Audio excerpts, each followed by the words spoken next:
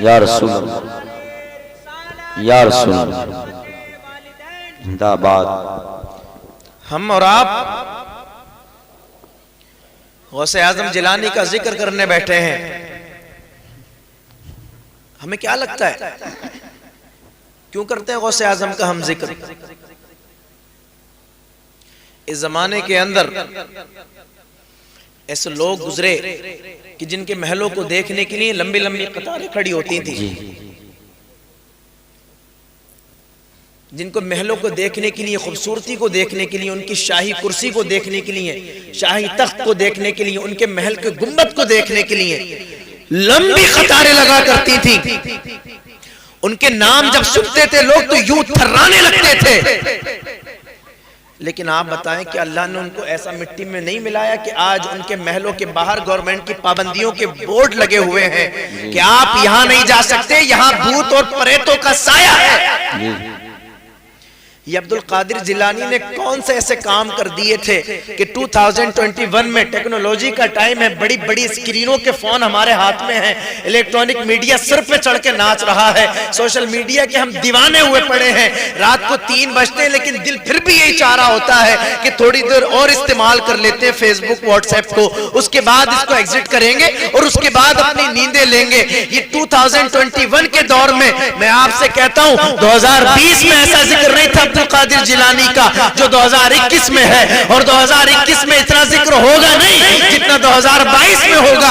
ये कौन से काम थे? तो कुरान की ये जो आयत मैंने पढ़ी है, इसके एक एक लफ्ज पर, एक एक हर्फ पे सैल्यूट करते हुए खड़े उतरते चले गए। अब्दुल कादिर जिलानी काबे की सरजमीन पे हरमे काबा में गिलाफे काबा को पकड़ के एक शख्स था जो पता नहीं कितनी चीखों के साथ रो रहा था, ऐ मालिक अगर मेरी इबादतें तुझे कबूल ना हो, एक्सेप्टेबल ना हो, तो कल कयामत के दिन मुझे तो अंधा कर देना, क्योंकि मुझसे बर्दाश्त नहीं होगा कि मैं अपने गुनाहों के सामना करने के बाद रुस्वा अपने आप को महसूस करूं, जलील महसूस करूं। मालिक तू ना मुझे अंधा करके उठाना। कोई कारोबार की दुआओं में मुलव्विस था, कोई जॉब लगने की दुआएं कर रहा था, कोई खेत खलियान की तरक्कियों की दुआएं कर रहा था, कोई दुआ कर रहा था कि मैं मोहल्ले के सबसे अमीर हो जाऊं, मैं शहर का सबसे अमीर हो जाऊं।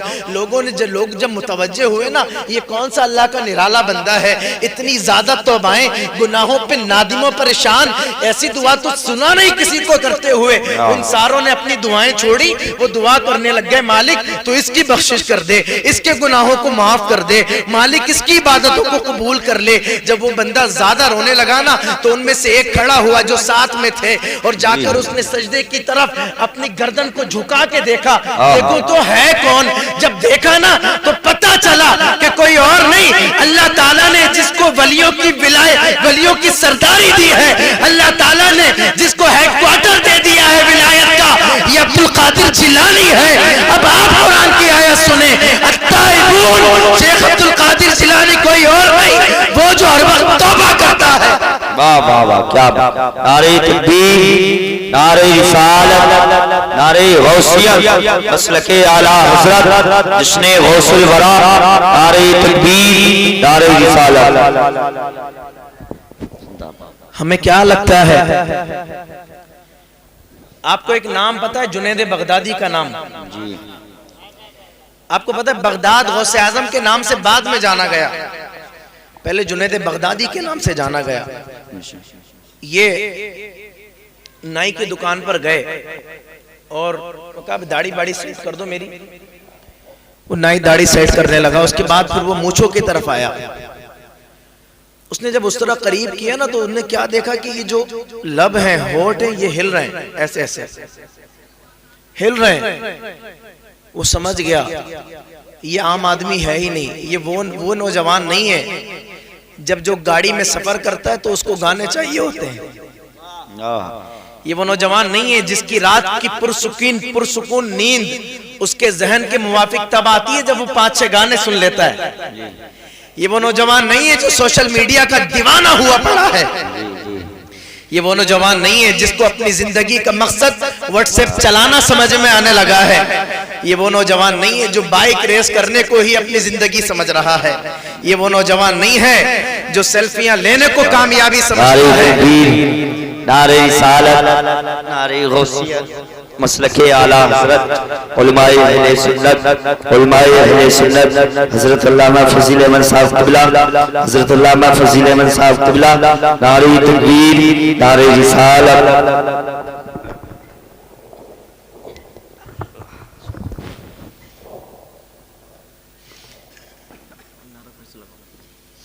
नारे तकबीर, बुलंद आवाज से जरा बोल जाए, नारे तकबीर, नारे रिसालत, नारे गौसियत, मसलके आला हजरत, मसलके आला हजरत, उलमाए अहले सुन्नत, उलमाए अहले सुन्नत, उलमाए अहले सुन्नत, जश्ने गौसुल वरा सैयद आले नबी औलादे अली फरहान साहब क़िबला, सैयद आले नबी औलादे अली फरहान कादरी साहब क़िबला, नारे तकबीर, नारे रिसालत, उलमाए अहले सुन्नत, उलमाए अहले सुन्नत, नारे तकबीर, नारे रिसालत।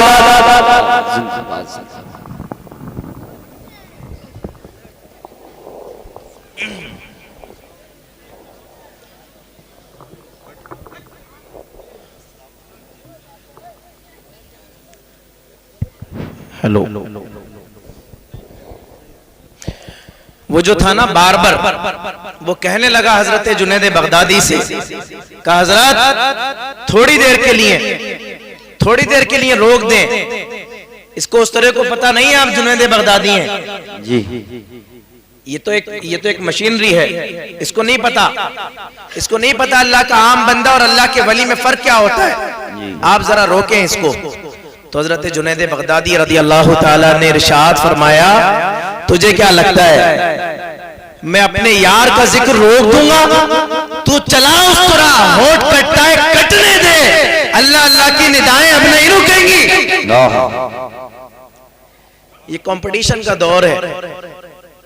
आप मुझे बताइए कि अल्लाह पाक ने ये कंपटीशन करने के लिए आयत नहीं उतारी है? आज इस कंपटीशन के दौर में जब हम और आप 20 और 21 साल के हुए तो हमने क्या समझा कि कंपटीशन सिर्फ बाइक को आगे निकालने का नाम है, कंपटीशन अच्छा मोबाइल लेने का नाम है। हम तो इसी चक्कर में पड़ गए ना कि सामने वाले ने अच्छे कपड़े पहने हैं, अब जब तक मुझे चैन नहीं आएगा जब तक मैं उससे अच्छे कपड़े ना पहन लूं। फला नौजवान ने अच्छा मोबाइल खरीदा है, जब तक इससे बेहतरीन स्क्रीन वाला फोन मेरी जेब के अंदर आकर ना रख जाए मुझे सुकून नहीं आता। अरे मुसलमानों, हमारे पिछड़े होने की यही वजह है। मुसलमान इस वजह से जाहिल और अनएजुकेटेड नहीं है कि मुसलमान गरीब है, ऐसा बिल्कुल नहीं है। मुसलमान तो इतना अमीर है, ये अपने फजूल खर्चों को एक बार जरा रोके, एक बार इस आयत पे नजर कर ले, इन्नल मुबस्सिरीन कानू इख्वाना शयातीन, शैतान के भाई है फजूल खर्ची करने वाले। अल्लाह के नजदीक एक बार रोक ले इन कामों को, 1% मुसलमान जाहिल नहीं रह सकता। हम कंपटीशन हम क्या करने लग गए? हमने कंपटीशन किया कि अगर सामने वाले मेरे दोस्त ने 150 रुपए जाकर सैलून पर खर्च किए हैं, मैं जब तक 200 ना कर दूं मुझे चैन नहीं आता। उसने 20,000 का फोन खरीदा है, जब तक मैं अपने बाप को 25,000 के कर्जे में ना डुबो दूं जब तक मुझे चैन नहीं आएगा। आप मुझे बताएं, क्या कंपटीशन का नजरिया, क्या एक मेंटालिटी, एक माइंडसेट क्या सहाबा इकराम से हमें नहीं मिला कि जब अल्लाह के रसूल ने इरशाद फरमाया कि जाओ अल्लाह की राह में खर्च करने के लिए कुछ ना कुछ लेकर आओ। तो ये उमर फारूक आजम थे, जब अपने घर को गए तो इन्होंने देखा कि अगर 50,000 की नकदी है, इन्होंने देखा अगर 2 डबल बेड है, इन्होंने देखा अगर मेरे पास 2 डाइनिंग सेट है, 5 सोफे हैं, इन्होंने देखा 20 जोड़ी कपड़े हैं, तो आधे 10 जोड़ी कपड़े उठा लिए, 2 सोफे उठा लिए, एक डबल बेड उठा लिया, एक डाइनिंग सेट उठा के ले आए, 50,000 की नकदी से 25,000 ले आए और लाकर सोचने लगे आज नेकियां करने में अबू बकर से मैंने आगे निकलना है, आज मैंने कंपटीशन जीतना है। नौजवानों जरा बताओ तो, हमने अपनी जिंदगी की गाइडलाइन, अपनी आइडियोलॉजी फौजी, अपने लिए रहबर, अपने लिए लीडर। क्या उन लोगों को समझा है कि जो कल कयामत के दिन अपने कब्रों से उठाए जाएंगे तो मालिक फरिश्तों से कहेगा मार मार के इनको जहन्नम की तरफ फेंक के आओ जरा। मालिक उनके बारे में कहेगा। आज उन्हीं को देख के तो हमने फटे हुए कपड़े पहनना शुरू किए हैं। आज उन्हीं को देख के वो कटिंग शुरू की है कि जब हम अपने नौजवानों के सरों को देखें तो आधा गंजा है, आधे सर पे बाल है।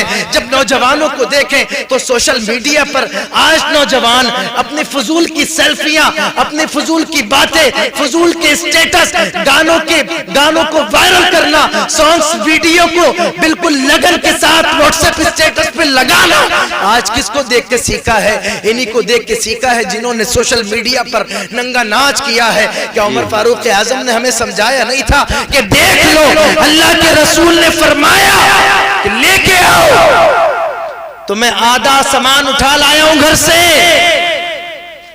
और दिमाग में मेरे ये चल रहा है कि इस नेकी में मैंने अबू बकर से आगे निकलना है। और फिर सिद्दीक अकबर तो वो है कि जिब्राइल को भेज के अल्लाह पाक पूछता है सिद्दीक अकबर से पूछ के आओ ये मुझसे राजी है। अल्लामा इकबाल ने क्या कहा था? यही तो कहा था। मुझे लगता है उन्होंने सिद्दीक अकबर के इस वाकये को देख के कहा होगा का खुदी को कर बुलंद इतना कि हर तकदीर से पहले खुदा खुद बंदे से पूछे बता तेरी रजा क्या है? तेरी रजा क्या है? क्या बात। हमने क्या समझा? रात को आके जलसा अटेंड कर लेंगे, बन जाएंगे सिद्दीक अकबर की तरह, मिल जाएंगी वो वाली बरकतें जो उमर फारूक को मिल रही थी, जो उस्मान गनी को मिल रही थी। आप याद रखें आज जो रात हमारी स्पेंड हो रही है फेसबुक की स्क्रीन पे, आज कामयाबी हमने सिर्फ स्क्रीन पे तलाश करना शुरू कर दी है। आज फिर वही वाली बात होती है कि इधर पीछे से एक मैसेज आया और जब तक हम 50-60 दोस्तों को आगे उसको शेयर ना कर दें, हमें लगता है एक टारगेट है, एक टास्क दिया गया है, इसी में तुम कामयाब हो जाओगे। इनकी जिंदगी तो देखे उमर फारूक आजम रज़ी अल्लाह तआला अन्हु के वो कौन से कारनामे थे जिनको देखकर हुजूर ने इरशाद फरमाया आसमान से कोई फरिश्ता नाजिल हो 900 साल तक मेरे उमर की फजीलत लिखता रहे तो लिख नहीं सकता। 900 साल खत्म हो जाएंगे, उमर की फजीलत बाकी रहेगी, खत्म नहीं होगी। इसके बारे में पूरी बात नहीं कह सकता। आज कंपटीशन के दौर में बाइकों की स्पीड को 120 करना तो हमने कामयाबी समझ लिया, लेकिन जब नमाज फज्र हुई, अजान फज्र में हय्या अलल फलाह जब अल्लाह के घर से निदा आई, वो अजान जिसको हर नमाज से पहले पढ़ने का हुक्म पैगंबर आखिर ज़माने ने दिया था, और वो पैगंबर कि जिनके ताल्लुक से अल्लाह ने इरशाद फरमाया है होते होंगे तुम्हारे जमाने के टीचर, होता होगा कोई तुम्हें इंजीनियर बनाने वाला, होता होगा तुम्हें डॉक्टर बनाने वाला, तुम्हें मौलवी बनाने वाला, तुम्हें आलिम बनाने वाला, लेकिन ये जो पैगंबर है ना, ये जो मोहम्मदुर रसूलुल्लाह है, ये जो मेरे हबीब है, ये जो सबसे पढ़ा लिखा आदमी है, ये जो सबसे बड़ा मोटिवेशनल है, सबसे बड़ा तजर्बेकार है, अर्रहमानु अल्लल कुरान, इसको किसी आदमी ने नहीं तुम्हारे रहमान ने इसको पढ़ाया है। क्या बात है भाई, वाह सुभान अल्लाह सुभान अल्लाह। इस कंपटीशन के दौर में झूठ बोलने का कंपटीशन, मजाक करने का कंपटीशन, मतलब लिमिटेशन देखें आप हमारी। मैंने आयत पढ़ी, अल्लाह इरशाद फरमाता है वल हाफिजूना लिहुदूदिल्लाह, ये जो मेरे नेक बंदे होते हैं, पूरा कंपटीशन अल्लाह ने बयान किया। तुम चाहते हो मेरे करीब आना, नजर दौड़ाओ मोहल्ले में, नजर दौड़ाओ गांव में, कस्बे में, शहर में, सबसे ज्यादा तौबा मुझसे कौन कर रहा है, दौड़ाओ नजर। मैंने और आपने बहुत कंपटीशन करने वाले देखे, आपने देखे होंगे, मोबाइल खरीदने का कंपटीशन देखा होगा, बाइक को आगे निकालने का कंपटीशन देखा होगा, ऊंची मंजिलों से छलांग लगाने का कंपटीशन देखे होंगे। आपने ये वाला कंपटीशन मेरे हिसाब से तो नहीं देखा होगा कि कोई बंदा आपको ये कहते हुए मिले कि यार आज मैं उस वाले बंदे से ज्यादा कुरान पढ़ूंगा, आज मैं सामने वाले से ज्यादा अल्लाह से तौबा करूंगा। मैंने फजर पढ़ी है, जोहर पढ़ी है, असर पढ़ी है, मगरिब पढ़ी है, इशा पढ़ी है, सलातो तस्बीह पढ़ के आज मैंने सोना है। सुबह को उठूंगा तो फजर से पहले तहज्जुद पढ़ूंगा, फजर के बाद इशराक भी पढ़ूंगा, चाश भी पढ़ूंगा, ये कंपटीशन आपने नहीं सुने होंगे। आपने सुना होगा कि स्क्रीन मैंने उससे ज्यादा अच्छी वाली लेनी है, घर सामने वाले की बिल्डिंग से ज्यादा अच्छा बनाना है। उसने 1.5 टन का ऐसे लगवाया, मैं 2 टन का लगा के दिखाऊंगा। आपने मुसलमानों को बिलखुसूस सुन्नी तबके को उलझे हुए देखा होगा, उलझे हुए। 11वीं शरीफ के दिन खड़े होके एक नौजवान मुझ समेत, मैं फैमिली मेंबर होने की हैसियत से बात कर रहा हूं, आप ये मत समझिए कोई मौलवी साहब आए रुद्रपुर से और हाँक के चले गए, अब हमारे बारे में करके बात गए। मैं फैमिली मेंबर हूं, आपका बराबर का शरीक हूं इसमें। 11वीं शरीफ में, 12वीं शरीफ में हम खड़े हुए, सैल्यूट किया हमने गौसे आजम को। हुजूर की पैदाइश पर हमने माइक हाथों में लिए और लेके कहने लग गए कि हुजूर का दामन हमने नहीं छोड़ना, हम फॉलो करेंगे हुजूर को, हम फॉलो करने वाले हैं गौसे आजम को। और जब 12वीं शरीफ के बाद 13 तारीख आई या 11वीं शरीफ के बाद 12 तारीख आई, आप मुझे बताएं, क्या मैंने अपने बिस्तर से उस दिन नहीं कहा कि यार फजर की नमाज के मुकाबले में तू ज्यादा अजीज है मुझे? क्या मैंने जोहर में नहीं कहा, अपने जोहर में अपने मोबाइल से, अपनी दुकान से, अपनी नौकरी से कि यार जोहर नहीं पढ़ सकता, तू चली जाएगी, तेरा सुकून चला जाएगा? क्या असर में मैंने नहीं कहा मार्केटिंग से कि मार्केटिंग में रंगरीलियां हैं, अच्छे नजारे देखने को मिलते हैं, मजा आता है कि यार मैं मार्केटिंग नहीं छोड़ सकता। नमाज असर जा रही है, अल्लाह माफ करे कभी और पढ़ लूंगा, नमाज मगरिब फिर पढ़ूंगा, इशा की नमाज है, टीवी की स्क्रीन मेरे सामने है, अच्छी मूवीज के नजारे हैं। आप बताइए कि 11वीं गुजरने के बाद गौसे आजम को पूरा का पूरा भूलते हुए क्या मैंने टीवी के सामने अपने आप का ये नजरिया नहीं बनाया कि यार कल से पढ़ूंगा ईशा की नमाज, आज नहीं कल से पढ़ूंगा ईशा की नमाज। आज टीवी में बड़ा जबरदस्त सीन आ रहे हैं, बहुत जबरदस्त मूवीज आ रही हैं, हमारा विजन क्या है, मकसद क्या है? जबकि अल्लाह ने बयान कर दिया है, टीवी देखने वाले नहीं, तौबा करने वाले हैं जी, बेशक। नमाजें छोड़ने वाले नहीं, अल-आबिदून इबादत करने वाले, वाह सुभान अल्लाह। गाने बजाने वाले नहीं, अल-हामिदून हम्दो सना करने वाले, अस्साइहून रोजे रखने वाले, अर्राकिऊन रुकू करने वाले, अस्साजिदून सजदे करने वाले, अल-आमिरून बिल मारूफ नेकियों का हुक्म देने वाले, वन्नाहूना अनिल मुनकर बुराइयों से रोकने वाले, वल हाफिजून लि हुदूदिल्लाह और अल्लाह की हुदूद की हिफाजत करने वाले लोग हैं, जिनसे मैं मोहब्बत करता हूं, जिनको मैं पसंद करता हूं। लेकिन मैं बताऊं ना, सुन्नियों में लिमिटेशंस बहुत ज्यादा हैं, बहुत ज्यादा लिमिटेशंस हैं। आप एजुकेशन पे किसी से बात कर लें कि भाई कौम के 10 नौजवानों को एजुकेटेड बनाना है, हम यूपीएससी कंपटीशन इनका क्लियर करवाने की कोशिश में है, एक बंदा 1 लाख रुपए दे, वो मना कर देगा। मैं आपको ना कड़वी बात कर रहा हूं। और आप किसी के पास जाएं, आप कह दें कि भाई फला मजार पे 10 देगे बनवानी है, वो कहेगा यार आप मेरे कपड़े उतार के ले जाओ, मैं तो तैयार हूं पूरा। आज अगर गौसे आजम हमारे जमाने में होते या हम गौसे आजम के जमाने में होते और आप ये वाला उनसे फतवा लेके आते कि हुजूर मैं एजुकेशन पे खर्च तो नहीं करता, मैं नमाजें तो नहीं पढ़ता, लेकिन हाँ जुमरात टू जुमरात में मजार पे जरूर जाता, हाजिरियां नहीं कज़ा होती मेरी, आप हुजूर मसला बताएं। आप यकीन करें वो डांट देते आप कि तेरी हिम्मत कैसे हुई, तू अल्लाह के वली को तकलीफ देने जाता है, तू चैलेंज करता है बाजार पे जाके कि देख लो कब्र में जाते तक तुमने जो जो पैगाम दिए थे अमल में किसी पे नहीं कर रहा हूं, लेकिन धांधली से पूरे 8 से